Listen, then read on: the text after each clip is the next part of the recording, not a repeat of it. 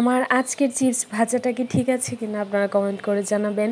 সেদিন তো আমি চিপস ভেজেছিলাম, তারপর হচ্ছে যে অনেকেই বলেছেন যে তেলটা আর একটু বেশি দেওয়া দরকার ছিল, তেল তোমার কম হয়ে গিয়েছে, যার জন্য হচ্ছে যে চিপসটা অত ফুলেনি আর ভাজা অত সুন্দর হয়নি।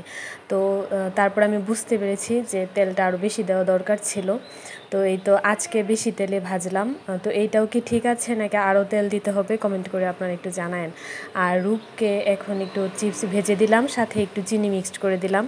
রূপ হচ্ছে যে এমনিতেও চিনি খেতে অনেক পছন্দ করে, মিষ্টি জাতীয় খাবার, তো ওকে ভেজে দিলাম।